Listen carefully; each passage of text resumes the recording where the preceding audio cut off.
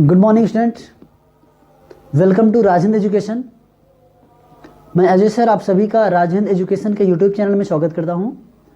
Student, हम लोग पढ़ रहे हैं क्लास 10th का height and distance chapter number 9। हमने क्वेश्चन नंबर 1 to 8 इसके पहले वाले वीडियो में कर लिया था और यहाँ हम लोग पढ़ेंगे क्वेश्चन नंबर 9 और उसके आगे के क्वेश्चंस। ठीक, तो यहाँ देखिए क्वेश्चन नंबर 9 हमारा है, the angle of elevation of the top of a building from the foot of the tower is 30 degree and the angle of elevation of the top of the tower from the foot of the building is 60 degree. If the tower is 50 meter height, find the height of the building. यानी इसमें कह रहा है कि एक tower है जिसकी height 50 metre है और जब टावर के बॉटम से हम लोग बिल्डिंग की हाइट को देखते हैं तो एंगल बनता है 30 डिग्री का, और जब हम बिल्डिंग के फुट से टावर के टॉप को देखते हैं तो एंगल बनता हमारा है 60 डिग्री का। तो ये कह रहा कि अगर इस सिचुएशन में हमें बिल्डिंग की हाइट फाइंड करनी है तो हम लोग यहाँ फिगर बना लेते हैं। फिगर हमारा देखिए 50 मीटर हाई टावर, ये 50 मीटर का टावर है, इसके बगल में एक बिल्डिंग बनी है। अब इस बिल्डिंग के जब हम फुट से लेकर टावर के टॉप को देखते हैं तो एंगल हमारा बनता है 60 डिग्री का, और जब हम टावर के फुट से बिल्डिंग के टॉप को देखते हैं तो एंगल बनता है 30 डिग्री का। ठीक, चलिए इसके वर्टिसेस के नाम दे लेते हैं, ए, बी, सी और डी। अब बिल्डिंग की हाइट को हम लोग स्मॉल एच से रिप्रेजेंट कर देते हैं। ठीक, यानी हमें फाइंड करना स्मॉल एच की हाइट कितनी है।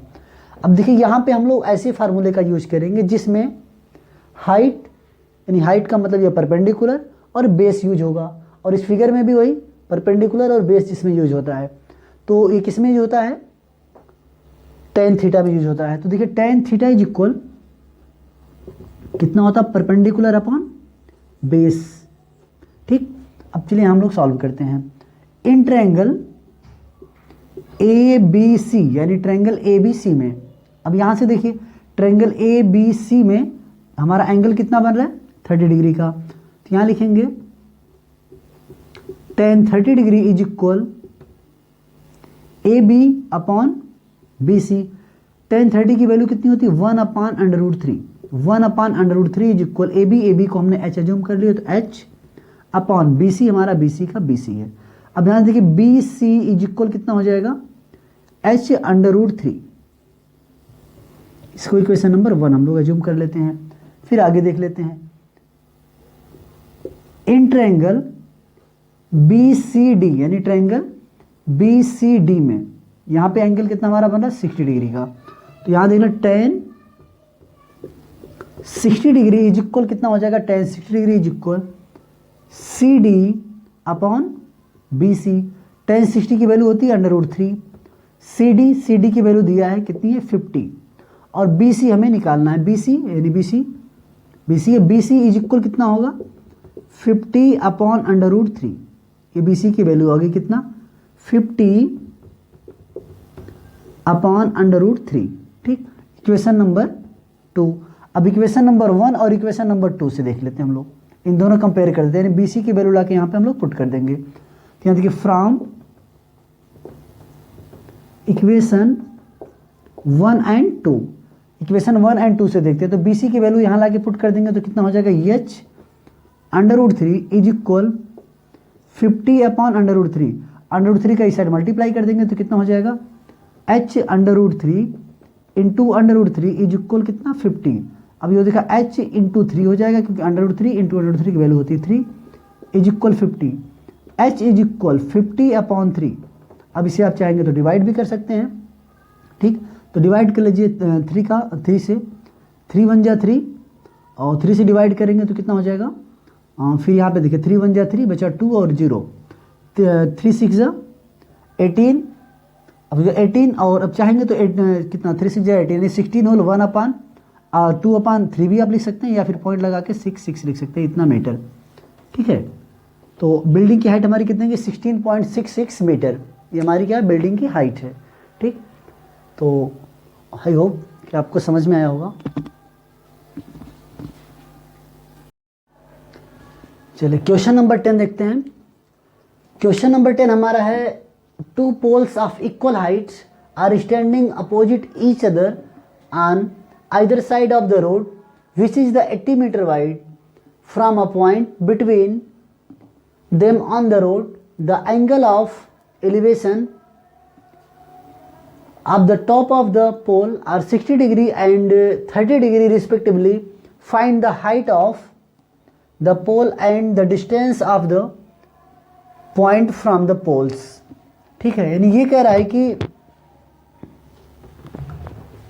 दो पोल हैं जो इक्वल हाइट के हैं, यानी ये दोनों पोल हमने बना दिया, पोल AE और पोल CD, ये दोनों क्या है, इक्वल हाइट के हैं।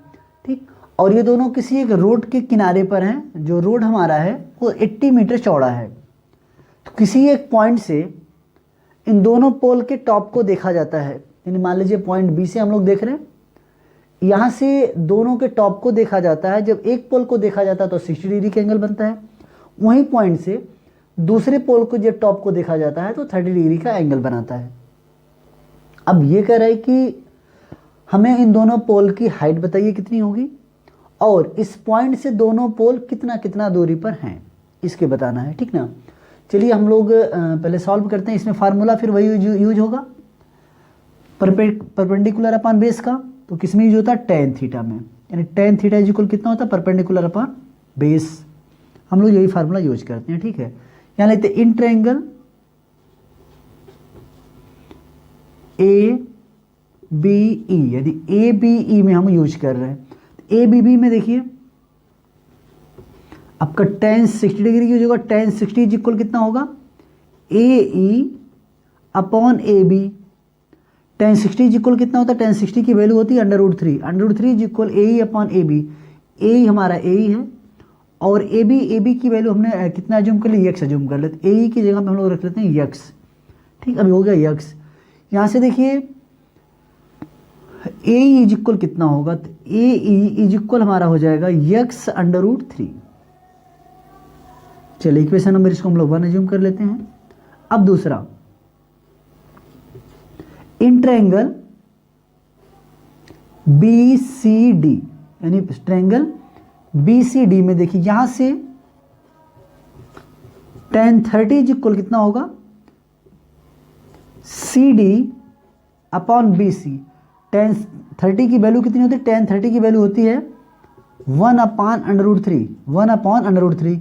CD का CD और CD अपॉन BC हमारा कितना रहेगा, अगर AB हमारा x है तो BC 80 में से x निकाल देंगे अगर, तो जो बचेगा वो हमारा BC हो जाएगा। तो 80 माइनस x, ये हमारी BC की लेंथ हो जाएगी कितना, 80 माइनस x कितना, 80 माइनस x। मल्टीप्लाई करते हैं दूसरे साइड, क्रॉस मल्टीप्लाई हो जाएगा 80 minus x is equal CD, और यहाँ पर √3 भी लिख दीजिए आप। ठीक, इसको इक्वेशन नंबर आप अज्यूम कर लीजिए 2। ठीक, अच्छा एक चीज़ और भी दिख रहा है, यहाँ से देखिए AE और CD ये दोनों पोल हैं, दोनों पोल की हाइट इक्वल दिया, क्वेश्चन में बोला है। तो यहाँ लिख सकते हैं AE इज इक्वल कितना, CD। तो यहाँ पे देख लीजिए हमारा CD है उसको हम लोग AE भी लिख सकते हैं। ठीक है, तो नीचे शायद नहीं दिख रहा होगा, तो इधर हम लोग लिख देते हैं। देखिए CD इज इक्वल हमारा हो जाएगा 80 माइनस x अपॉन √3। ठीक है, ये हमारा। अब इक्वेशन नंबर 2 इसको अज्यूम करिए, इसको नहीं। इक्वेशन नंबर 2 हमारा, अब CD यहाँ पे CD को हमने क्या कहा, CD इज इक्वल होगा AE, तो यहाँ हम लोग लिख सकते हैं AE भी लिख सकते हैं। ठीक, अब देखिए यहाँ से इस AE और इसमें इन दोनों का कंपेयर कर देते हैं, और इसकी AE की वैल्यू लेके यहाँ पे हम लोग रख देंगे। तो यहाँ लिखते हैं from equation 1 and 2, equation 1 and 2 से देखिए AE की वैल्यू इस AE के पास रख देंगे। तो यहाँ होगा x √3 is equal 80 minus x upon √3। अब √3 का मल्टीप्लाई दूसरी साइड कर दिए तो हो जाएगा x into √3 is equal 80 minus x। अब यहाँ देखिए कितना हो जाएगा, ये 3x होगा। 3x इज इक्वल कितना हो गया, 80 माइनस x दूसरी साइड जाएगा तो कितना हो जाएगा 40। x दूसरी साइड जाएगा तो x यहाँ पे रहे, यहाँ 3x है तो हो जाएगा 4x, कितना 4x इज इक्वल 80। तो x इज इक्वल कितना होगा, 4 से डिवाइड कर दीजिए तो कितना आ जाएगा 4 2 जा 8 20, यानी x हमारा आ गया कितना 20 मीटर। मतलब इस पॉइंट से इस पोल के जो बीच की डिस्टेंस थी वो कितनी आ गई, हमारी आ गई x इज इक्वल 20 मीटर। ठीक, अब दूसरे पोल का अगर निकालेंगे BC निकालें यहाँ से, तो BC इज इक्वल कितना होगा 80 माइनस x, यानी BC इज इक्वल 80 माइनस 20, तो BC इज इक्वल हो जाएगा कितना 60 मीटर। यानी हमारा इस पोल से लेकर यहाँ की डिस्टेंस आ गई 20 मीटर और B से लेकर C तक की डिस्टेंस हमारी आ गई 60 मीटर। ये दोनों पोल की हमें डिस्टेंस निकल गई। अब देखिए हमें चाहिए क्या, पोल की हाइट चाहिए। यहाँ बोला हाइट ऑफ द पोल, पोल की हाइट फाइंड करते हैं। अब यहाँ से इन दोनों ट्रायंगल हमारे निकले हैं, हमें फाइंड करना AE और दिस। तो x की वैल्यू ले जाके हम लोग पुट कर देते हैं कहाँ पे, AE वाले में। ठीक ना, वैल्यू पुट कर देते हैं x की कहाँ पे, इक्वेशन नंबर 1 में। यानी putting the value of x, putting x is equal 20 in equation 1, equation 1 में ले जाके पुट कर देते हैं। तो कितना हो जाएगा देखिए, AE इज इक्वल 20 √3, यानी हमारी जो पोल की हाइट है वो कितनी आ गई 20 √3 मीटर। ठीक, चलिए यही पूछ रहा था हमसे हाइट ऑफ द पोल, तो हाइट ऑफ द पोल भी आ गया हमारा। और दूसरा पूछ रहा था इस पॉइंट से लेकर दोनों पोल के बीच की डिस्टेंस कितनी है, तो दोनों पोल के बीच की डिस्टेंस कितनी है, इस वाले पोल की डिस्टेंस है आपका 20 मीटर और B to C की डिस्टेंस कितनी है 60 मीटर। तो आप यहाँ लिख सकते हैं the height of the pole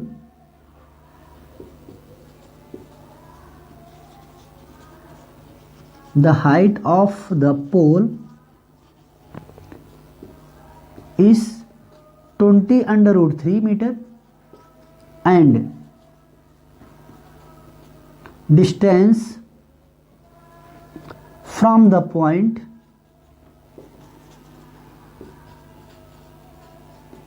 respectively, या from the point, from the point कितना लिख दम, रिस्पेक्टिवली भी आप लिख सकते हैं और ऐसे भी लिख सकते हैं। तो कितना हो जाएगा 20 और कामा 20 मीटर एंड 60 मीटर। ठीक, तो आई होप कि आपको ये क्वेश्चन समझ में आ गया होगा अच्छे से।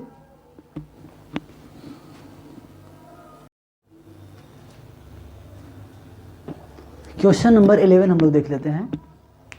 Question number 11, a TV tower stand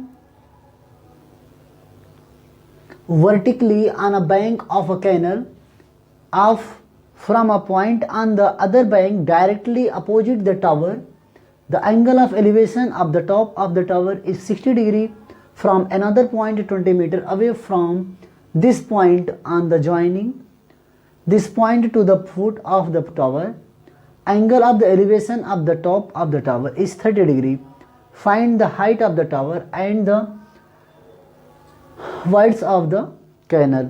यानी ये कह रहा है कि एक टीवी टावर है, किसी कैनल के पास खड़ा है, बैंक ऑफ द कैनल मतलब कोई एक नहर है, उसी के पास में एक टीवी का टावर खड़ा है। तो एक दूसरा एक इंसान है जो नहर के दूसरे साइड है, वहाँ से जब वो टावर के टॉप को देखता है तो 60 डिग्री का एंगल बनता है। लेकिन जब वो 20 मीटर पीछे चला जाता है और तो वहाँ से देखता है कि अब जो जहाँ पे है वो वहाँ से उसके टावर के टॉप का जो एंगल बन रहा है वो 30 डिग्री बन रहा है। अब ये कह रहा है कि हमें टावर की हाइट क्या थी ये निकाल के बताइए, और ये कैनल की ये वृत्त हमें ये निकाल के बताना है। तो हम लोग यहाँ पे लिखते थे कि ठीक है, विड्थ ऑफ द कैनल की जो चौड़ाई है वो x मीटर है, एज्यूम कर ले रहे हैं हम लोग, और हाइट ऑफ द टावर को हम स्मॉल h से डिनोट कर लेते हैं। ठीक है, चलिए तो हमें निकालना है स्मॉल h और x। ठीक, तो फार्मूला कौन सा यूज करेंगे, वही जिसमें परपेंडिकुलर और बेस आता है। परपेंडिकुलर और बेस हमारा 10 में आता है, तो यहाँ पे देख लेते हैं। इन ट्रायंगल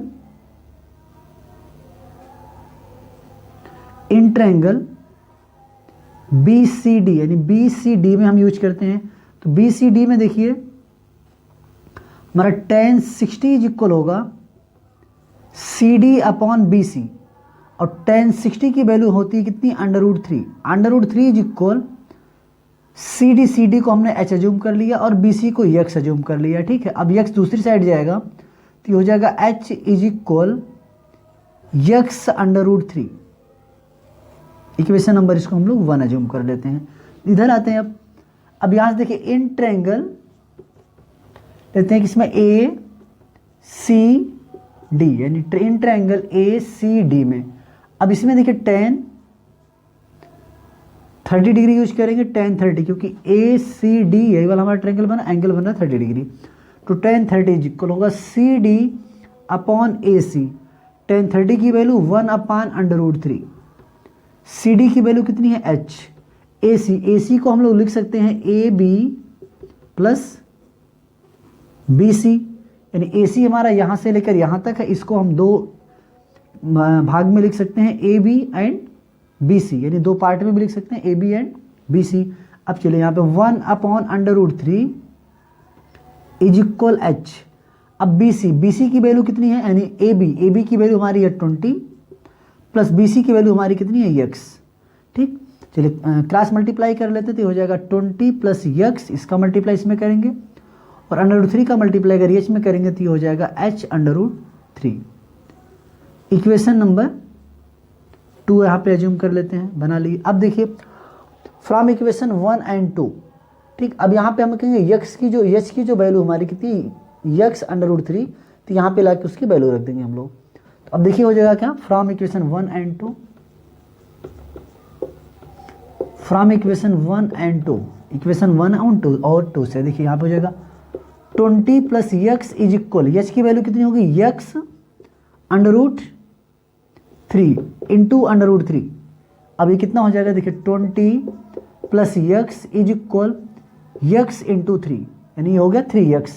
हम लिख सकते हैं 20 plus x is equal 3x, ठीक।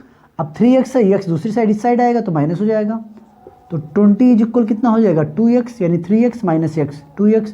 अब यहाँ से x इज इक्वल कितना होगा 10, ठीक। यानी हमारी जो कैनल की चौड़ाई थी, कैनल की जो विड्थ थी कितनी आ गई, 10 मीटर आ गया, ठीक। चलिए अभी हमें क्या निकालना, height of the tower, tower की हाइट फाइंड करना है, ठीक। Height of the tower, tower की हाइट फाइंड करना, टावर की हाइट हमने कितना लिया, यश ले लिया है। अब यश इज इक्वल देखिए यहाँ पे क्वेश्चन नंबर 1 में दिया है कितना, x√3। तो चलिए वैल्यू पुट कर देते हैं, putting the value of x, यानी putting x is equal 10 in equation number 1, तो h इज इक्वल कितना होगा, x कितना हमारा 10, तो 10√3 मीटर आ जाएगा, ठीक। और आप चाहेंगे तो √3 की वैल्यू भी पुट कर सकते हैं 1.732, ठीक है। अब यहाँ हम लिख सकते हैं क्या हमें जो पूछा है, तो हाइट यानी हेंस